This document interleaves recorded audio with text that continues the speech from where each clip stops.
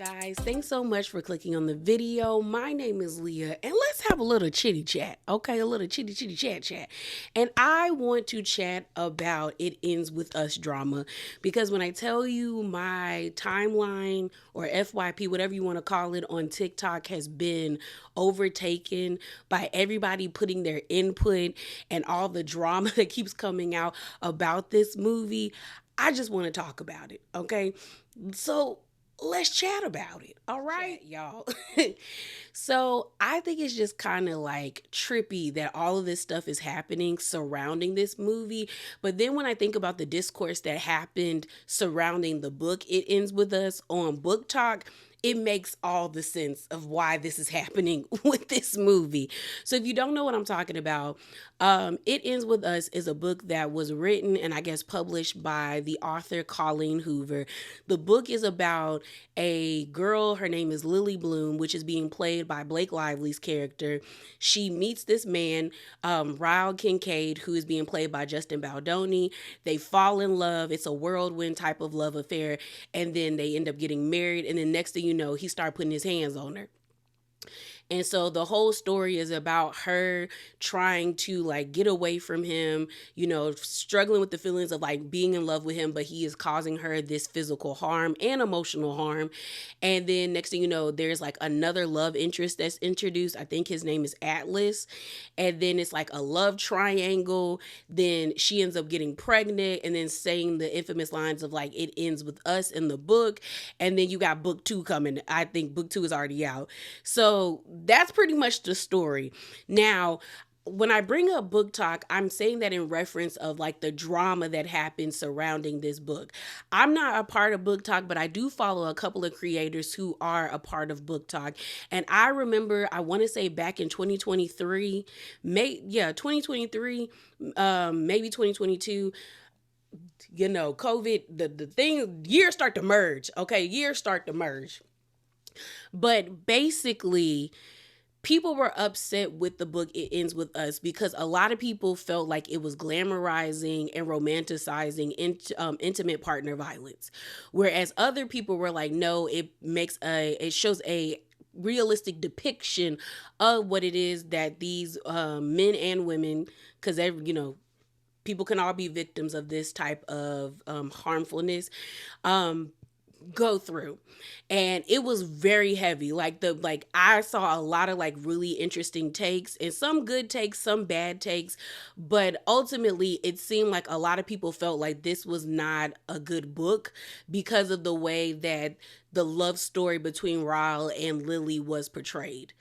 And that came from a lot of people who have faced domestic violence, felt like that book was not a good book and should not be propped up.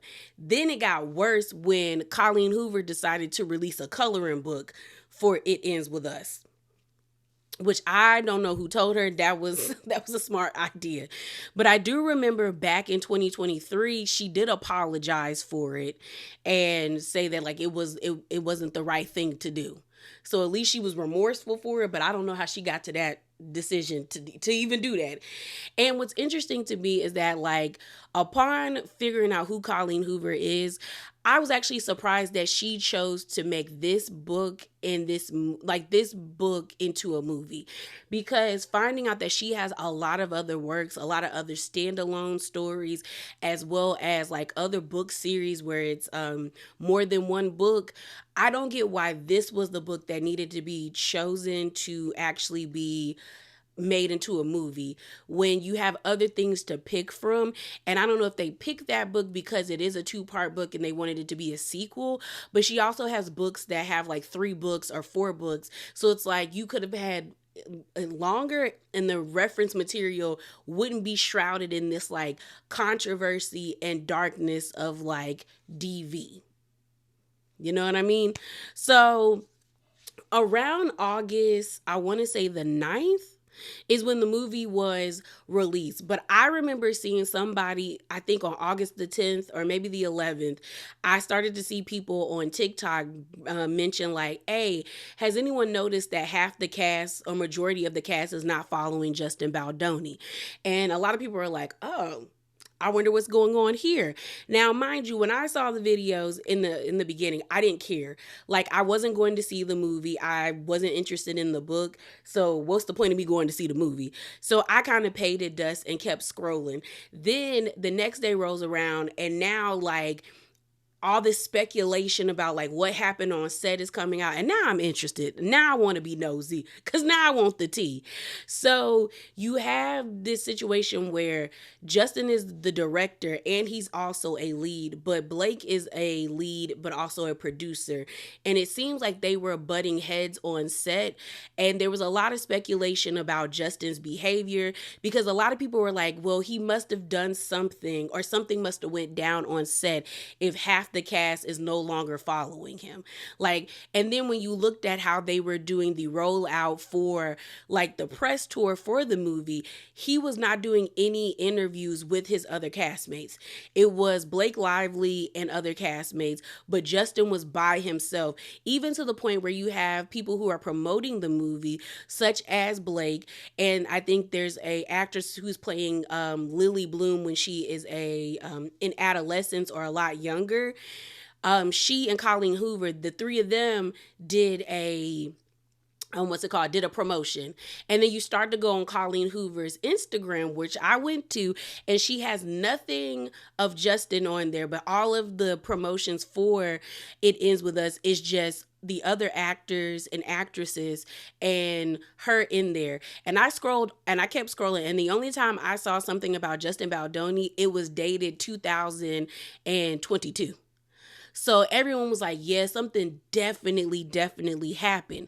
So a lot of people were waiting for Monday to come because all of this information came out, I think like around like Friday and Saturday. And then next thing you know, there was a Daily Mail article. The Daily Mail article came out, and the title of the article was this: Blake Lively's castmates and It Ends With Us author also wants nothing to do with director Justin Baldoni after major drama on set. So let's read the article. And so it says, the principal cast of It Ends With Us, Colleen Hoover, the author of the 2016 book the film is based off of, will have nothing to do with director Justin Baldoni. All is not what it seems regarding Baldoni, 40, who is reportedly clashed with filming lead star Blake Lively, 36, amid production of the motion picture, source told People on Monday.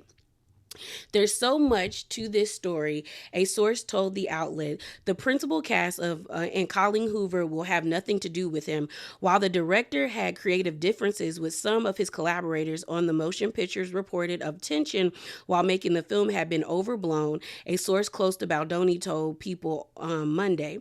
The source added that Lively wants to direct the next movie, sidelining him and securing the rights from Colleen. It says, adding to the speculations about the tension between the director and star of the film was Baldoni foregoing taking full cast pictures during the movie in the New York City premiere at AMC Lincoln Square on August the 6th. People reported. Baldoni was pictured only posing alongside his spouse, Emily Baldoni, 40, relatives and producers at the debut of the film. It goes on to say Baldoni presides over an extremely difficult environment for his cast and crew, reportedly quoting multiple sources noting that Lively was personally uncomfortable amid filming. A source told the outlet none of the cast enjoyed working with Justin. They certainly did not talk to him at the premiere. Insiders told Page Six and Lively and Baldoni watched the motion pictures in two separate theaters at the venue. Separate insiders told the outlet Baldoni would never intentionally make his cast feel unsupported. The hard feelings between Baldoni and Lively could impact projects in the franchise, as he might not direct the sequel based off of Colleen Hoover's 2022 book, It Starts With Us, the follow-up of the current film source novel, 2016, It Ends With Us. Baldoni, whose production organization, Wayford Studios, poses the rights to the book, appeared to distance himself from directing a sequel in a red carpet interview with Entertainment Tonight at the premiere. It says, he goes on to say, I think that there are better people for one. I think Blake Lively is ready to direct, and that's what I think. Baldoni said. Sources told DailyMail.com Friday that Baldoni behaved in a chauvinistic and borderline abusive manner during filming of the motion picture and had been dismissive of suggestions made by Lively during what's it called? During scenes depicting of abuse. The source added that Baldoni failed to consider Blake's character's perspective, instead solely focusing on what he believed was the abusive male viewpoint, and that his approach was very chauvinistic, creating a tense atmosphere on set. Justin almost became the character in the scenes, in the sense that some women on the set, he was borderline abusive to them, and that he was unprofessional and unapologetic. According to logline from the film, Lily overcomes a traumatic childhood to embark on a new life. As a chance of meeting a neurosurgeon sparks a connection, but Lily begins to see sides of him that remind her of her parents' relationship. The movie, which also stars Janie Slade, Hassan Mahan, Brandon Skiller, and Kevin McKidd, finished second at the domestic box office over the weekend with $50 million and made $80 million globally, according to Box Office Mojo. That article was posted on August the 13th, but then they updated it with Justin's portion on August the 15th. I read it on the original day that it was released on the 13th, on that Monday. Then all of a sudden I started to see people talk about TMZ and how TMZ got more tea about what was going on. So then they posted an article. So this was posted on the 14th, and it says, Blake Lively, Justin Baldoni, she felt the kissing scenes lingered too long, feels he fat shamed her. So it goes on to say, Blake Lively has told people there were multiple reasons Justin Baldoni made her feel uncomfortable on the set of It Ends With Us, TMZ learns. It says, sources with direct knowledge tell TMZ there was a scene in which Justin lifts Blake into the air. According to our sources, Justin has a history of back problems. Before lifting Blake, he went on set, trainer, and asked how much she weighs and how could he train to protect his back from injury. Our sources tell us the second incident that allegedly made Blake uncomfortable on set is when the two engaged in a kissing scene and Blake felt he lingered longer than he should have with the kiss. We broke the story. Cast and crew agreed there's definitely bad blood between It Ends With Us co-stars, but sources tell us Justin's not the clear-cut villain, as some people who worked on the film are standing by him. Some sources we spoke to also claim that some cast members are milking the drama to market the film. We reached out to reps for Justin and Blake's for a comment. So far, no word back. After reading that TMZ article, I went scrolling on TikTok, and next thing you know, I hear people talking about, oh my goodness, Justin Baldoni hired a PR veteran. And I'm like, okay, why is that such a big deal? And then people were like, oh, it's a big deal because of who this PR crisis manager represented first.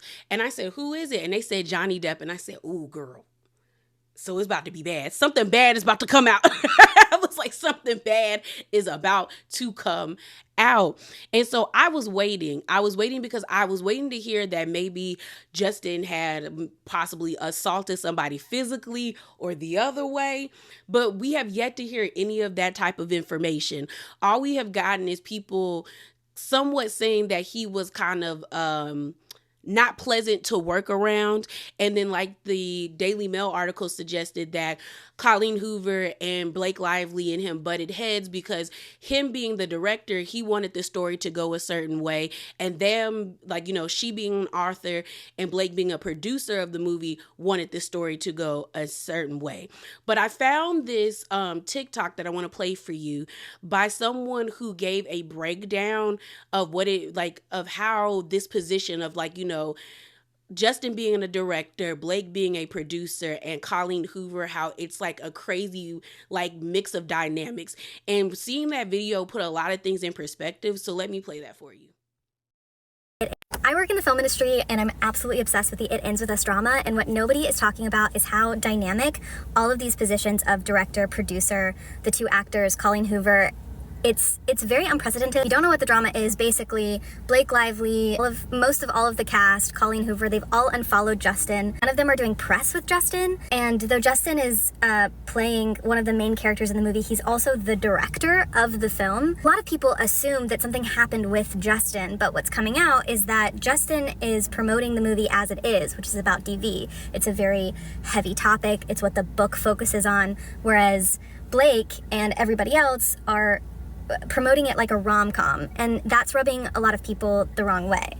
Blake is like bringing in her husband and doing like funny comedic bits. Blake is like advertising her hair brand and talking about like wear your florals and bring your friends, but the movie is about DV. With that backstory, something that I find really interesting is that, so Justin was brought on first as the director, and it was also his production company that like bought out the rights to the book, like he is planning on making it. Okay, this is very important. So this is a passion project for Justin, and he ends up casting Blake Lively. And Blake Lively is obviously a very talented creative. She's a good director, she's a good producer, but she hasn't directed anything in particular. I think she only has like one producer credit, or maybe this is her first producer credit ever. Now this is the interesting part. What normally happens is if there is a production company that's making a movie and there's a director over here, the production company is going to hire the director that's giving them the vision that they want the movie to be. If that vision doesn't line up, they'll usually fire the director and bring somebody else on.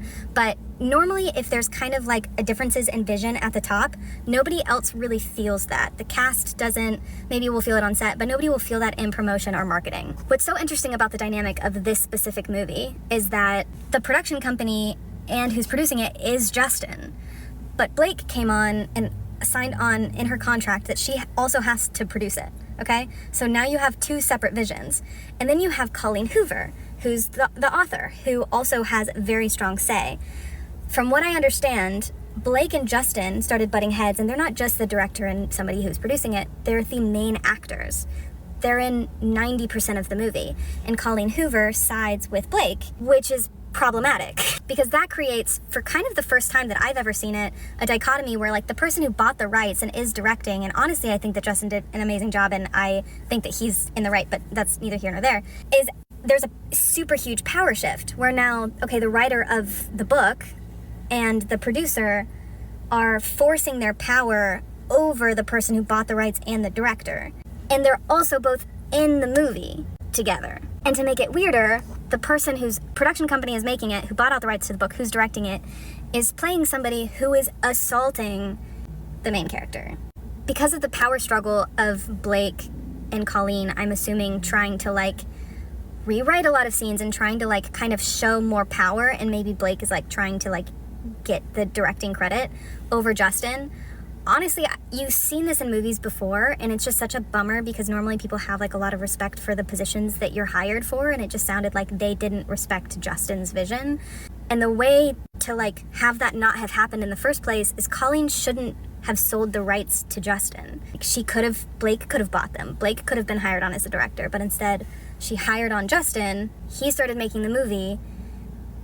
Like how she touched upon that because Blake is a producer and Justin is a director, but they're also the actors and they're both the lead actors in the movie, it makes it difficult for them both to do their jobs.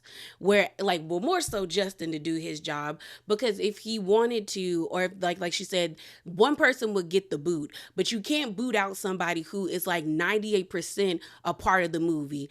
And then you can't kind of get rid of the producer who's 98% of a part of the movie. So I do think what people are saying in the articles, or what the articles have been saying about them butting heads, is true. I just love this creator's perspective, because I hadn't seen a lot of people talk about it, which made me think about this whole situation in a very different way. But I also do like how she brought up the marketing. The marketing, like she said, has rubbed a lot of people the wrong way, and for the most part has put the public on Justin's side. I know there are some people who do side with Blake, but it seems like the mass majority side with Justin. So when you look at the marketing, it is very like tone deaf, and it doesn't make sense because they are marketing the movie like it's just like rom-com-esque, and it's like, even based off of the trailer, it doesn't give that. It does give like love story, but it doesn't give like A24 love story where you know it's going to like rip your heart out and leave you in shambles and you're going to be nothing but waterworks while watching the movie in the theater. It did give, like, honestly, it gave me Lifetime. And I can't even knock Lifetime because there have been some Lifetime movies where I said, oh, y'all ate that. You know, whoever these actors right here put in work. But when I saw the trailer for the movie, I was like, I'm not interested, but I also feel like this could have just been a TV made movie. You know what I mean? So let's talk about the marketing. It wasn't bad, but it wasn't good either. And I'm surprised that this is the way that they decided to market this movie. And I honestly feel like they thought they were going to have, or they wanted to have, the Barbie type movement, because I've seen a lot of people do comparisons of Margot Robbie and the way that she was dressed versus the way that Blake Lively has been dressed, and the way that, like, the energy around that movie. I do actually agree with that theory that that's what they thought they were going to have. The whole, like, bring your florals, bring your girls, you know, and everything being floral-esque. I do think they wanted to have that moment, but this is not the movie where you have that moment. People were excited to have that moment about Barbie because Barbie is a toy. And granted, it was like feminism 101, but it was very like light and fun. This is not light and fun. But when it comes to the marketing, I do think it was kind of like with the whole like nail polish and Blake Lively releasing her hair care line. Now we know a lot of celebrities, when they're featured in really big movies, they'll release like makeup or like an alcohol line or a clothing line. So I'm not knocking her for that, but I feel like with the way people have been feeling about the interview she's been doing as it pertains to this movie, there was a way to like clean this up very quickly by just saying, hey, all of the proceeds from, or not all of them, but like a huge portion of the proceeds will go to a shelter that houses victims of domestic violence. Or we'll gift an entire shelter every single product in my line. And once, you know, it was a simple way. Same with the nail polish. They could have said the same thing. And hair is very important to women. You know, some more important than others. And I'll never forget when it my mind kind of like really changed about hair as it pertains to women that are in DV situations, and how, you know, the way you view yourself can also like change how long you stay in a situation. Because I was at work, one of my coworkers, she was gay, and she had really beautiful, long, luscious, like curly hair. Like it was almost down to like her butt. And she was in a relationship, and it was very toxic. It was a very toxic relationship. We were always telling her, like, girl, you need to drop that girl and move on with your life. And then maybe about like a few weeks after we all sat down and had a talk with her, she comes into work and her hair is cut as short as Betty Boop. And I'm like, why you, like, what happened to you cutting, like, why'd you cut your hair?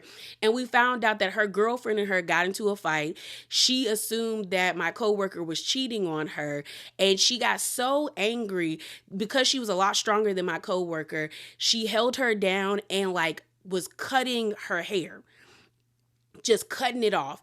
And it was to the point where my coworker had to cut it that short because it was so uneven and so messed up. And that really like messed with me for a while, that somebody would go to that length to like to make you undesirable to others because they assumed you were cheating. And so I feel like they would have won people over with being like, hey, we're going to donate products. We're going to give money to shelters to help women with the way that their appearance and stuff. That would have really changed people. Really would have been like, okay, she is seeing like the critiques online. This was definitely a better take. But then next thing you know, the people got mad because of Betty Buzz. So that is Blake Lively's like beverage. It's her alcohol line. And she had like I guess there was like a premiere party where they were giving out drinks. Well, one of the drinks is named after the abusive man in the movie called While You Wait. And they were being jokey in the caption, and that really irritated people. So I'm going to play the video for you, and then let me read the caption.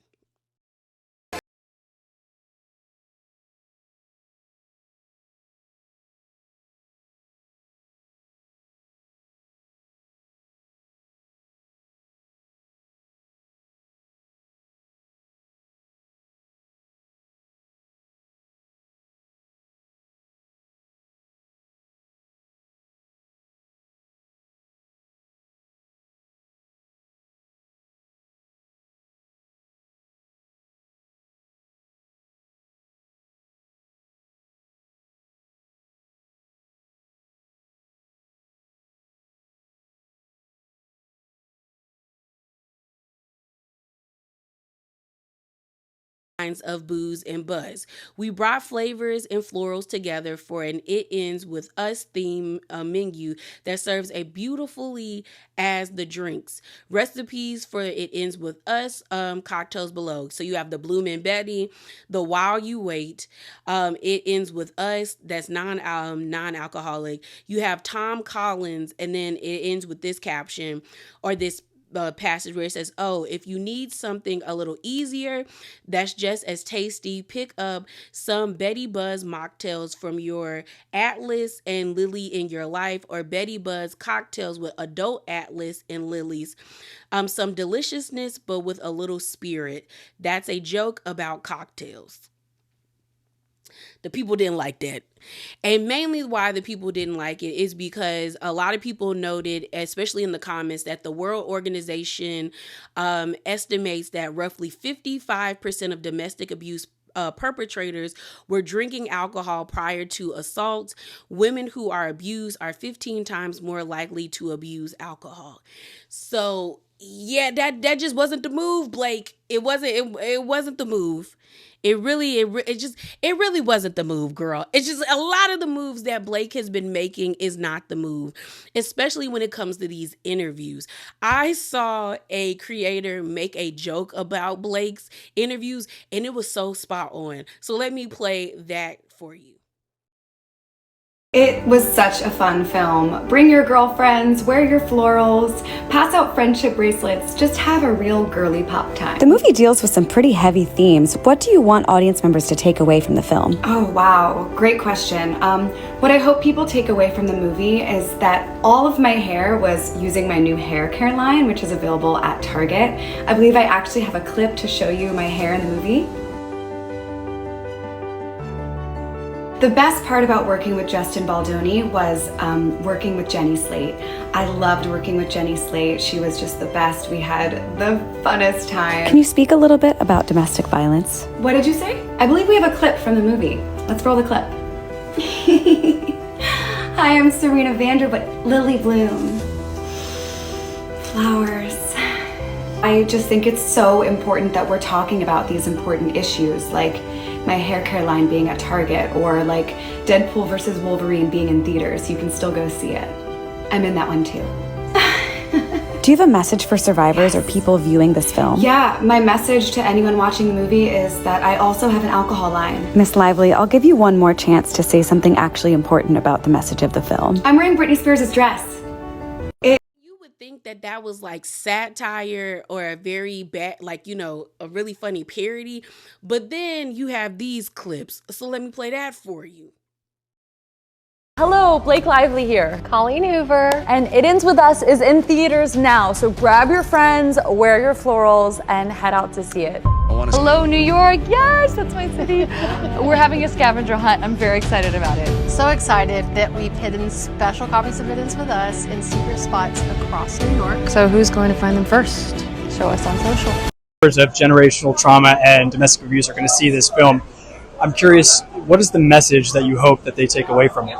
I think that you are so much, and not to minimize it anyway, but you're so much more than just a survivor or just a victim. While that is a huge thing, you are a person of multitudes, and what someone has done to you doesn't define you. You define you, and what you have in you and what you're capable of and what you have done and are doing and will do is so much bigger than anything anyone else can do to you. And I think that is...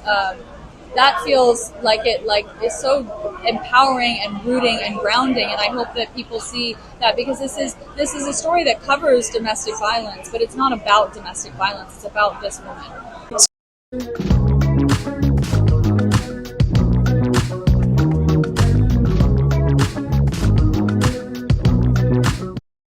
Why are we going on a scavenger hunt to find the book?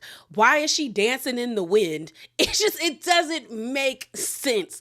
And then it's a stark difference to the way that Justin is promoting the movie. You have him talking about just like what's really important. So let me play those clips. Thing you want people to take away from this project, what would you say?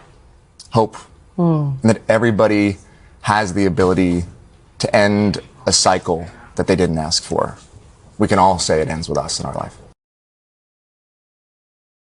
One of the things that I think is very easy to say, especially for us men, is when we maybe talk to somebody who's in this situation, or we read a book, or we hear a news story, the question that's always asked is, why did she stay? And that's the wrong question. Yeah. What we need to be asking ourselves is, why do men harm? Yes. And that was the big thing for me. And what I've learned more and more and more of is, like, you know, these women who experience this every single day, there's real love there. You know, there's charm, there's charisma, there's passion, there's this belief that they can be better. And it's not so simple. So our friends at No More, I'm wearing their pin right now, they were the ones who really worked with me to help me make this film as truthful as possible and hopefully do justice to all the women who experience this. Crazy how much of a stark difference you see as they are promoting this movie and in interviews, because you have Justin really talking about domestic violence and you have Blake talking about bring your florals, let's be whimsical, you know? And I'm just kind of like, why is this the way? And that's why I think that theory that I heard about Blake wanting to have like the Barbie experience like Margot Robbie is why they're promoting this whole like floral this, floral that, because I'm like, granted, I understand that Lily Bloom's character her name's Lily Bloom and she owns a floral shop, but I don't think flowers are thrusted throughout the whole entire movie like this.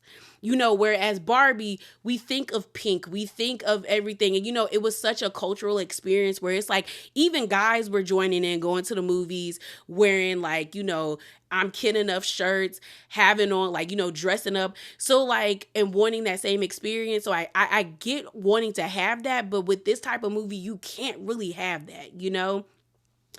And so people were really getting into Blake. And she finally said something about the DV, because every time she was asked about it in her interview, she really bypassed it. And she put something in her Insta story where it was like the statistics, the domestic hotline and everything. And people were like, that's not good enough. And that's very like, it gives very much here. Okay, y'all shut up. Because people were like, it's on your Insta story, that goes away in 24 hours. Whereas if you go to Justin's page, it seems like he has a lot more information talking about the subject matter. It's such a big difference. And I actually feel like had Blake did what Justin did, in the sense of we talk about the issue at hand with this whole entire movie, maybe like the energy wouldn't be a lot of people on Justin's side. Maybe the public would have been a lot more neutral. But people are like, girl, no.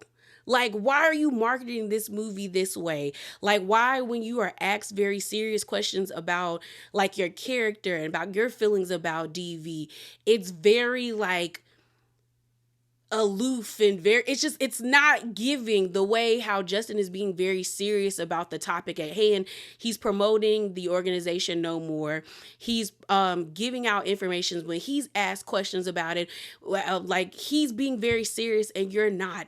And that makes people feel some type of way, you know, and you can't negate that. I hate the fact that there's now videos coming out of women talking about how they told a friend, like a friend told them that they went to go see the movie and they got re-triggered because they didn't know the movie was about DV based off of the way that they have seen it be marketed.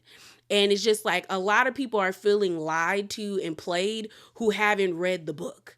And I just feel like you're already putting a bad taste in people's mouth to where, like, if you do get a sequel, they're not going to go see it.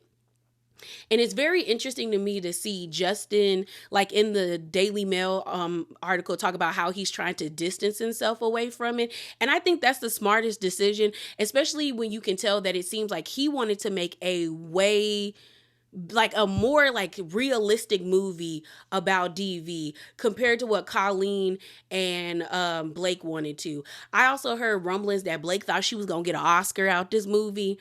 And I said, girl, I could have told you based off of the trailer and the reference material, you won't get no Oscar from this. And also, to be serious, Blake don't give Oscar actress. Like, I'm not saying she's a bad actress, but I'm not saying, like, when I think of like Oscar actresses, I'm thinking of like Meryl Streep, Viola Davis, Angela Bassett. Like, I need people who are gonna make me feel, okay, who gonna have me in there like sobbing with you. And Blake don't give that, you know. So I no, girl, it just didn't hit. lot. And then you also have people talking about like this may be the downfall of Blake Lively, because now all these interviews are coming out. The one that people keep talking about is the baby bump one, where she was doing an interview with Parker Posey and another lady. I can't pronounce her name, so I am very sorry, ma'am. But she ends up saying like, oh, congratulations on your little bump. And then it gets hella awkward. I mean, hella awkward, because then Blake kind of looks at her and was like, congratulations on your bump. Like, and why, and like, you know, and then Parker is like, I don't know if she was joining in on the, cause they were basically being shady towards the interviewer, or maybe she was trying to change the atmosphere. Cause then she was like, you know, I got bumps, you know, and then Blake is like, you got lady lumps. It got very awkward, and you could tell that lady was uncomfortable, and she looked so defeated. But it was clear as day that you could tell that Blake Lively was pregnant. Like, because, and I think a lot of people said around that time Blake was talking about starting a family. So I was just like, yeah, girl, you didn't have to. First of all, congrats on your little bump. Congrats on your little bump. First of all, congrats on your little bump. Congrats on your little bump. What about my bump? You've got two nice ones. And they are kind of bumps, aren't they? No, not bumps. The lovely lady lumps. Check it out. Thank you. Thank you. You like the movie?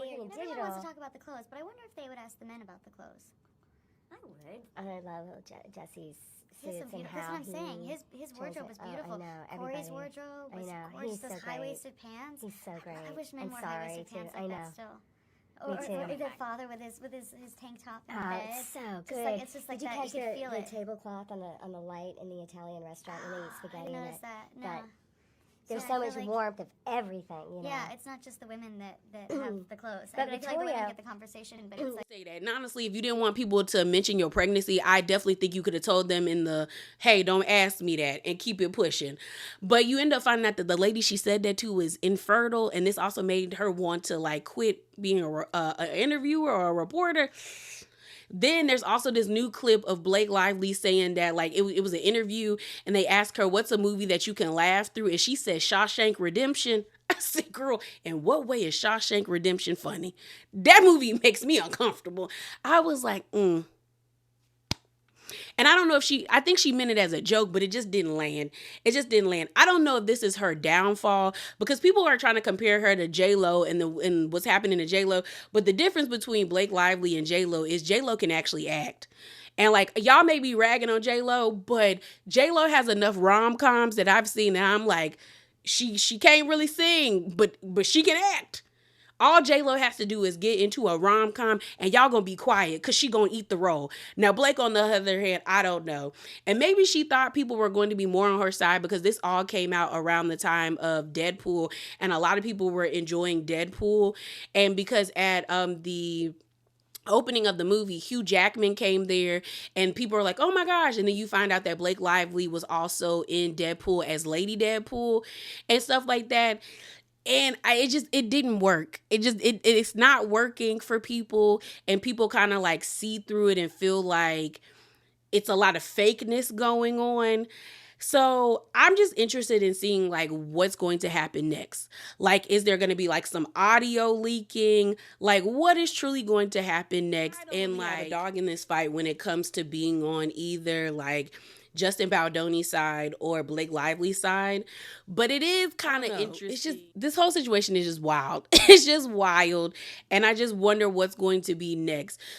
So yeah, I think those are just the things I wanted to talk about. For real. You know, yeah, y'all, that is it. That is all. If you made it this far, thank you. And as always, remember to be bravely authentic, and definitely hop down in those comments below. And I'm out, y'all. Deuces.